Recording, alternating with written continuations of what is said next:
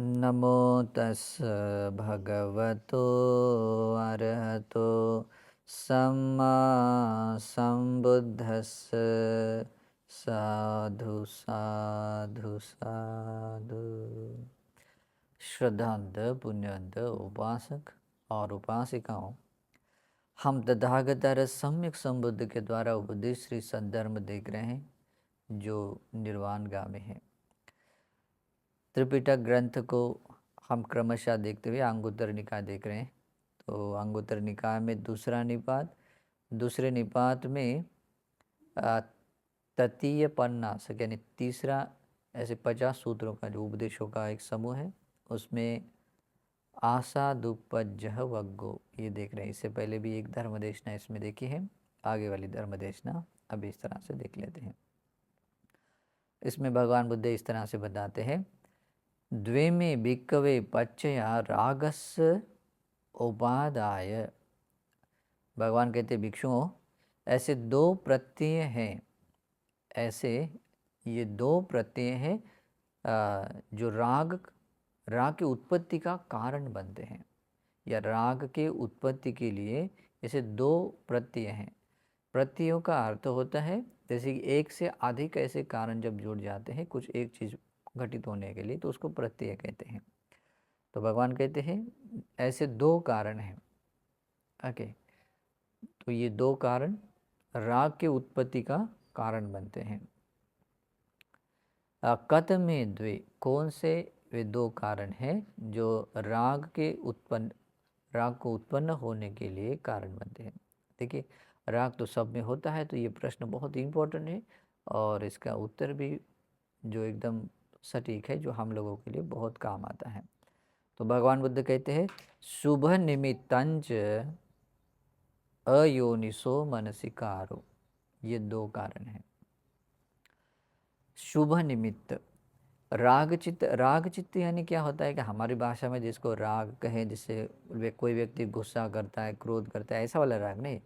जो आसक्त होता है, जिसमें चित्त बंध जाता है और जिसमें व्यक्ति के भीतर आसक्त तृष्णा पैदा हो जाती है, क्लेश पैदा होती है, फिर जैसे कि काम से जुड़ा है, काम राग है आदि आदि, ये क्लेश पैदा, उसको कहते हैं राग। ठीक है, तो उसको उत्पन्न होने के लिए शुभ निमित्त है। जनरली लोग जब किसी भी स्त्री के रूप है, पुरुष है तो स्त्री के रूप को मूल करके, और आ, मतलब स्त्री के लिए पुरुष का जो रूप है ना, शब्द गंध रस स्पर्श को लेकर है, या उसके सभी अंग प्रत्यंग को लेकर जब हम अच्छा है, शुभ है, ऐसी भावना से जब भी हम वहाँ देख लेते हैं, समझ लेते हैं, वहाँ राग चित्त जाग जाता है। तो ये पहला कारण है, और ये भगवान का वचन है, और ये हम भी ऐसे, और सत्य है, और हम भी इसको ऐसे ही महसूस करते हैं। अयोनि सोच मनसिकारो, और गलत तरीके से उसको देख लेना। एक्चुअल में बहुत सारी चीज़ें वैसे अनित्य स्वभाव की होती है, जैसे कि कोई भी रूप है तो एक जैसा नहीं होता है, लेकिन उसको नित्य की तरह जब हम समझ लेते हैं, दुख होता है, लेकिन उसको सुख के रूप में हम उसको लेते हैं, जिसमें मैं मेरा कहने के जैसा कुछ नहीं होता है, लेकिन उसको मैं मेरा कहकर कहते हैं, और उसको कहते हैं, उस मैं मेरे का भाव को जगाते हैं। तो ये होता है राग जगाने का कारण। और चौथा कारण होता है संज्ञा विपर्यास। इसका मतलब होता है जो सब तरफ अशुभ ही अशुभ है, जैसे कि अगर हम शरीर के किसी भी अंग प्रत्यंग को देखा जाए तो वो अशुभ ही स्वभाव का है, इसमें कोई खुशबूदार ऐसा कुछ नहीं है। जैसे कि हमारे शरीर में 32 प्रकार की गंदगियाँ हैं, है ना। जैसे ये बाल भी है, अगर उसको भी कोई अगर धोता नहीं एक दिन तो पूरा बदबू देता है ना। ये त्वचा है, ये नसें हैं, मांस है, रक्त है, हड्डियां हैं, है ना, जो भी है, जैसे दांत है, कफ है, जो भी है सारा, इस तरह से ये सब अशुभ ही अशुभ है। लेकिन इसको लेकर भी, इन सभी गंदगियों के ढेर से ढेर बना हुआ शरीर है, उसको लेकर क्या करते हैं, बिल्कुल वो अच्छा है, सुंदर है करके गलत तरीके से शुभ निमित्त लेते हैं। ओके, और उसमें कहीं सुख है, ये बात जब आदमी देख ले तो राग चित्त जाग लेता है, जाग जाता ही है। और जो अशुभ है उस अशुभ को वो नहीं देख पा रहा है, खाली उसको ऊपर के शुभ शुभ, हाँ अच्छा है सुंदर है करके ही देख रहा है।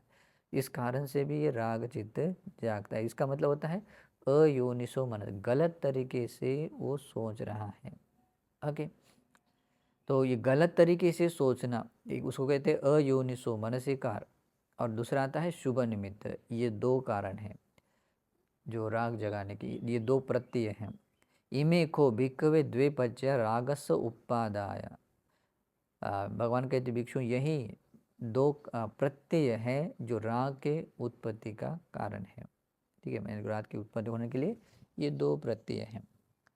फिर भगवान आगे कहते हैं अभी इसका उपयोग हमें करना चाहिए क्या, और अपने आप को समझना है। अगर हम भी राग से बाहर आना चाहते हैं तो दो चीज़ें होनी चाहिए, एक शुभ निमित्त नहीं होना चाहिए, और अयोनिसो मनसिकार नहीं होना चाहिए। गलत अयोनिसो मनसिकार में जैसे मैंने चार बातें बताई हैं। जैसे पहला है कि उसको नित्य रूप में नहीं देखना होता है, उसको सुख रूप में नहीं देखना होता है, मैं मेरे का है करके नहीं देखना होता है, और उसको अच्छा सुंदर है करके नहीं देखना। जो अशुभ है, जो अशुभ के रूप में ही देखना है।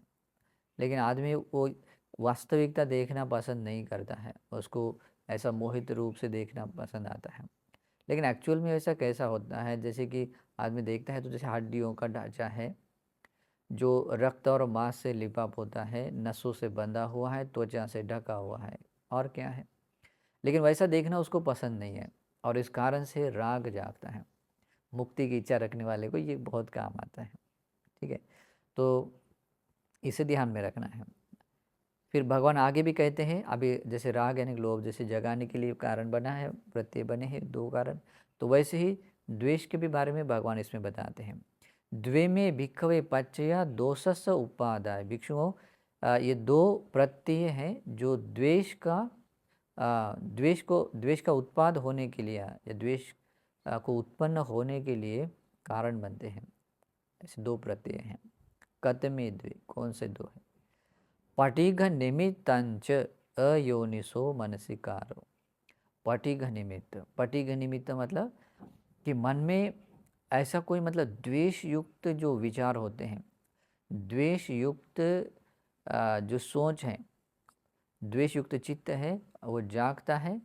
तो इसी के कारण क्या होता है, आदमी वाणी से वो द्वेष को प्रकट कर सकता है, शरीर से भी द्वेष प्रकट कर सकता है, और ये निमित्त बन जाता है। मतलब वो द्वेष युक्त जो विचार है वही पटिघ निमित्त है, और वही एक कारण है जो द्वेष भाव जगाने के लिए कारण, क्योंकि वो वाणी से या शरीर के द्वारा फिर वो प्रकट हो जाता है। तो ये पहला कारण है। दूसरा है अयोनिसो मनसिकारो। गलत तरीके से आदमी सोच लेता है। जब आदमी किसी भी बात को लेकर जो अप्रिय लगता है, कोई भी घटना है, व्यक्ति है, वो जैसे भी है, उसको लेकर आदमी अप्रिय लगता है, और मतलब बेचैन भाव से उसके साथ में कोई वो सोचता है कि उसने मुझे मारा, इसने लूटा, इसने लिया, ऐसा वैसा, ये या उसने मुझे ऐसा कहा, है ना। जब यहाँ मैं और मेरा करके जो बात आती है, तो हालांकि ऐसा कुछ होता नहीं है मैं मेरा जैसा, वो तो एक सिंगल खाली वर्ड्स होते हैं। लेकिन फिर भी वो गलत तरीके से सोचने के कारण, अयोनिसो मनसिकार करने के कारण क्या होता है, उसके भीतर वैर के ऐसे गांठें बांध देते हैं। और जहाँ वैर भाव द्वेष भाव जागता है तो ये भी एक कारण बनता है द्वेष जागने का। इसी कारण से भगवान बुद्ध कहते हैं पटिघ निमित्त, यानी कि द्वेष संपृक्त जो चित्त जागना और गलत तरीके से अधर्म के अनुसार सोचना, ये दो कारण हैं जो द्वेष का उत्पन्न होने के कारण है। इमे को भिक्खवे द्वे पच्चया। भिक्षुओं, ये दो प्रत्यय हैं, दो सस्य उपादाय, द्वेष के उत्पाद का, द्वेष के उत्पाद के ये दो प्रत्यय हैं। फिर आगे भगवान बुद्ध कहते हैं द्वे में भिक्खवे पच्चया मिथ्या दिट्ठिया उपादाय। बहुत इंपॉर्टेंट बात। पूरे दुनिया में सबसे ज़्यादा कोई अकुशल कोई होता है तो वो मिथ्या दृष्टि का है, मिथ्या दृष्टि का अकुशल होता है। और भगवान ने यहाँ स्पष्ट रूप से बात बताई है कि भगवान क्या बताते हैं कि भिक्षुओं ऐसे दो प्रत्यय हैं, दो ऐसे कारण हैं इसके लिए मिथ्या दृष्टि उत्पन्न होने के, मिथ्या दृष्टि उत्पन्न होने के दो कारण हैं। कतमे द्वे, कौन से दो है? परतोच घोषो अयोनिसोच मनसिकारो। परतोच घोषो मतलब भगवान बुद्ध के धर्म से बाहर जो भी धर्म, यानी कि जो शुभाषित नहीं होता है, यानी कि जो धर्म नहीं होता है, उसके बारे में कोई व्यक्ति कुछ बता देता है तो उसे मिथ्या दृष्टि पैदा होती है। बहुत ही क्लियर है। जो सुभाषित यानी लौकिक स्तर का भी धर्म नहीं है, तो लौकिक स्तर का भी धर्म नहीं है तो वो क्या होता है, वो अधर्म बन जाता है। और अधर्म को लेकर कोई व्यक्ति दूसरों को कुछ बताता है तो इससे क्या होता है, मिथ्या दृष्टि जागती है। जनरली लौकिक लौकिक स्तर पर भी क्यों ना हो, कुछ लोग लौकिक स्तर पर भी कुछ अच्छी बातें बताते हैं, वो भी लौकिक स्तर का सम्यक दृष्टिवान होता है। पुराने ज़माने में ऐसे लोग हुआ करते थे। आज वैसे भी बहुत रेयर हैं, बहुत मतलब गलत तरीके से कुछ अंश बात में ठीक लगती है तो कुछ बाद में बात कुछ अंश में वो गलत कर लेता है। तो लेकिन वो लौकिक स्तर पर भी वो सम्यक दृष्टिवान नहीं बनता है, क्योंकि उसको बताने वाला जो धर्म है असत धर्म बोल सकते, अधर्म बोल सकते, तो बताने वाला सुनने के लिए वही मिलता है। इस कारण से परतोच घोषो ये एक कारण है मिथ्या दृष्टि उत्पन्न होने के लिए। आज यहाँ समाज में हम देखते हैं जितने भी आ, किसी को बुरा लग सकता है, लेकिन इस बुद्ध शासन के बाहर के जितने भी जो वक्ता लोग हैं जो दूसरों को कुछ बात बताते हैं, वो उनके पक्ष में उनको लगता है कुछ अंश में वो सुभाषित भी बात करे, लेकिन सुभाषित के बाद में कहीं ना कहीं तो सुभाषित नहीं होता है, वहाँ पर ऐसे भी बात होती है। और इस कारण से वही एक बात होती है जो मिथ्या दृष्टि पैदा होने के लिए। और दूसरा कारण आता है अयोनिसो मनसिकार, यानी कि जो गलत तरीके से जो बात बताई जाती है उसको लेकर भी आदमी गलत तरीके से मतलब उसी मतलब सोचता है। गलत तरीके से बात होता है तो उसके अनुसार वो विचार करता है ना। ये बात हाँ ऐसी ही बात है, नहीं नहीं नहीं ऐसी ही बात है। तो आदि आदि, जैसे कि मैं कहाँ से हूँ, कहाँ से आया हूँ, मैं कौन हूँ, किधर जाऊँगा, मतलब ऐसे बहुत सारे ऐसे सोच विचार करने के कारण, गलत तरीके से सोचने के कारण मिथ्या दृष्टि पैदा होती है ना। जैसे सोचने के तरीके ऐसे अलग अलग 14 प्रकार के होते हैं, और भी ऐसे बहुत सारे रीजन्स हुए। तो अयोनिसो मनसिकार, और जो ये कारण है, दूसरा है परतोजगोस, यानी कि दूसरा जो धर्म के बाहर के लोग, भगवान के धर्म के बाहर के जो भी लोग जो बताते हैं लोगों को, उससे भी मिथ्या दृष्टि उत्पन्न होती है। कोई और दूसरा ये नहीं है। और भगवान कहते हैं ये दो प्रत्यय है जो मिथ्या दृष्टि उत्पन्न होने के लिए। इमेखो भिक्खवे द्वे पच्चया, भिक्षुओं ये दो प्रत्यय है, कारण है, हेतु है मिथ्या दिठिया उपादाय, मिथ्या दृष्टि के उत्पन्न होने के लिए। ओके। और ये कोई भी व्यक्ति मिथ्या दृष्टि बनना पसंद नहीं है, लेकिन अगर मिथ्या दृष्टि बनता है तो ये इन्हीं दो कारणों से। कोई भगवान का श्रावक भी क्यों ना हो, अगर जैसे कहता है कि मैं भगवान का हूँ, अगर वो भी परतोच घोषो दूसरों ने बताए हुए जो बात है उसको अगर वो सुनता है और उसको बताए हुए अधर्म के अनुसार अगर सोचता है तो वो भी मिथ्या दृष्टि बन सकता है। ठीक है। तो लेकिन जो आर्य श्रावक होता है उसकी दृष्टि कभी बदलती नहीं है। ओके। इसलिए भगवान बुद्ध के जो दृष्टि संपन्न व्यक्ति है वो भगवान बुद्ध को छोड़कर कहीं और अपना शरण स्थान ढूंढेगा, या अपने लिए कोई मतलब जिसको फॉलो करने जैसा कुछ देखेगा, तो ऐसा कभी नहीं होता है ना। दूसरों का अनुगमन नहीं कर सकता है। तो इस कारण से सम्यक दृष्टिवान होना जरूरी है। ठीक है। और ये विमुक्ति के लिए बहुत बड़ी बाधा है मिथ्या दृष्टि। व्यक्ति मिथ्या दृष्टि से उत्पन्न हुआ सारा मार्ग मिथ्या ही बन जाता है। मिथ्या दृष्टि से उत्पन्न हुआ मार्ग टोटल मिथ्या मिथ्या मिथ्या मिथ्याशील बनता है, मिथ्या समाधि और मिथ्या मुक्ति, वो कभी सम्यक नहीं बन सकता है। ओके। इस कारण से बहुत भयावह है, और इसी कारण से इन दो कारणों को समझना है। भगवान ने बताए हुए धर्म के बाहर उसके धर्म को सुनने की इच्छा नहीं रखनी है और गलत तरीके से अधर्म के अनुसार सोचना नहीं चाहिए। आगे आगे भगवान कहते हैं द्वे में भिक्खवे पच्चया सम्मा दिट्ठिया उपादाय।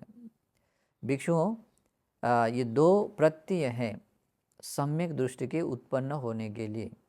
सम्यक दृष्टि उत्पन्न होने के लिए दो प्रत्यय हैं। कत में द्वे, वे दो कौन से दो कारण हैं, दो प्रत्यय हैं। परतोच घोषो योनिसोच मनसिकारो।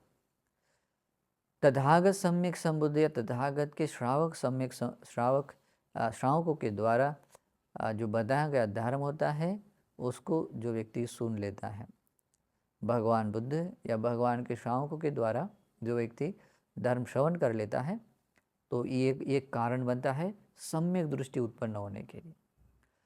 तथागत सम्यक संबुद्ध अपने श्रीमुख से जो कुछ भी बताते हैं, भगवान के श्रावक जो अरहंत श्रावक होते हैं, जो कुछ भी बताते हैं वो परम सत्य होता है। यंकिंचि सुभाषितं सब्बंतं बुद्ध वचनम, जितना भी सुभाषित है सब कुछ बुद्ध वचन है और इस कारण से भी वो सद्धर्म है, सत्य धर्म है। और इसी कारण ये पहला एक कारण बनता है सम्यक दृष्टि। जो सत्य धर्म को सत्य धर्म के रूप में जो व्यक्ति समझ लेता है, असत्य को असत्य के रूप में, तो ऐसा सम्यक को सम्यक के रूप में, मिथ्या को मिथ्या के रूप में समझ लेता है, तो भगवान बुद्ध कहते हैं ये एक पहला कारण बनता है सम्यक दृष्टि उत्पन्न होने के लिए। दूसरा है योनि सोच मनसिकारो। भगवान बुद्ध ने बताए हुए धर्म के अनुसार ही यथार्थ रूप में जो व्यक्ति मनसिकार करता है, ये दूसरा कारण है जो सम्यक दृष्टि उत्पन्न होने के लिए। इमे को भिक्खवे द्वे पच्चया सम्मा दिट्ठिया उपाद। भिक्षुओं, ये दो प्रत्यय हैं सम्यक दृष्टि के उत्पन्न होने के लिए। द्वेमा भिक्खवे आपत्तियों। भगवान कहते भिक्षुओं दो तरह की आपत्तियां हैं। कत में द्वे, कौन से दो है। लहुकाच आपत्ति, गरुकाच आपत्ति। एक बहुत एक हल्के वाली छोटी सी एक आपत्ति दोष होता है। भगवान ने कुछ विनय बताया है, उस विनय में कुछ ऐसे विनय होते हैं जिसके टूटने के बाद थोड़ा सा एक छोटी सी आपत्ति होती है, गरुकाच आपत्ति। गरु का मतलब होता है थोड़ा सा जो भारी वाली है, भारी वाली मतलब जिसको उसको साफ करना या उससे बाहर उसको शुद्ध करना बहुत थोड़ा सा बड़ी वाली है। तो ऐसी दो आपत्तियां हैं। ये निर्वाण पाने के लिए सभी भिक्षुओं ने जानना बहुत ज़रूरी है। जो व्यक्ति धर्म और विनय के अनुसार आगे बढ़ना चाहते हैं उसको इसके बारे में जानना जरूरी होता है। लहू का आपत्ति होती है, हल्के वाली भी आपत्ति है, गरु का भारी वाली भी आपत्ति होती है। इमा खो भिक्खवे द्वे आपत्ति। भिक्षुओं, ये दो तरह की आपत्तियां हैं। द्वेमा भिक्खवे आपत्तियों। भगवान और आगे भी बताते हैं भिक्षुओं दो तरह की आपत्तियां हैं। कत में द्वे, कौन सी दो है। दुट्ठुल्ला च आपत्ति, अदुट्ठुल्ला च आपत्ति। दुट्ठुल्ला यानी कि थोड़ा सा मतलब जो कहने योग्य नहीं होता है, मतलब जैसे करने योग्य कहने योग्य ऐसी बात नहीं होती है। अदुट्ठुल्ला आपत्ति मतलब ऐसे कुछ कुछ में ऐसा होता है लेकिन वो भी विनय में नहीं बैठती है, तो उसे अदुट्ठुल्ला आपत्ति होती है। ओके, इमा खो भिक्खवे द्वे। भिक्षुओं, ये दो तरह की आपत्तियां हैं। अब इसको जब विनय सिखाया जाता है तब भिक्षुओं ने, हर भिक्षु ने उसको समझना जरूरी है, क्योंकि ये कारण भी आता है व्यक्ति को निर्वाण पाने के लिए बहुत इंपॉर्टेंट। ये नहीं समझ पाते व्यक्ति निर्वाण तक नहीं पहुंच पाता है। द्वेमा भिक्खवे आपत्तियों। भिक्षुओं दो तरह की आपत्तियां हैं। कत में द्वे, कौन सी दो है। सावशेषाच आपत्ति, यानी कि ऐसे कुछ आपत्ति हैं जिसके आपत्ति देशना करने से भी उसको शुद्ध होने के लिए कुछ शेष रह जाता है। अनवशेषाच आपत्ति, या ऐसी कुछ आपत्ति होती है जैसे कि आपत्ति उसकी देशना करने से भी बिना कुछ शेष रहे भी वो विशुद्ध बन सकती है। तो ऐसे भी दो आपत्तियों कई प्रकार हैं, तो उसको भी समझ लेना चाहिए कौन कौन सी अभी सभी 227 नियमों के अंतर्गत कौन सी आपत्ति किसकी कैटेगरी में आती है वो भी समझ लेना बहुत ज़रूरी है।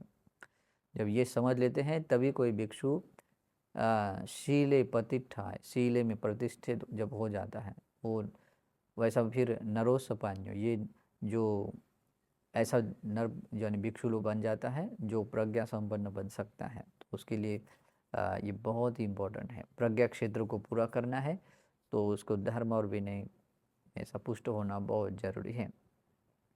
तो भगवान कहते हैं ये दो तरह की आपत्तियां हैं। तो इस तरह से इन आपत्ति और धर्म के बारे में भगवान, विनय और धर्म के बारे में भगवान इसमें बताते हैं। और यहाँ असाधुपज्जह वग्गो यहाँ समाप्त होता है। तो ये धर्म देशना भी आप लोगों को निर्वाण पाने के लिए हेतु बने। नमो बुद्धाय।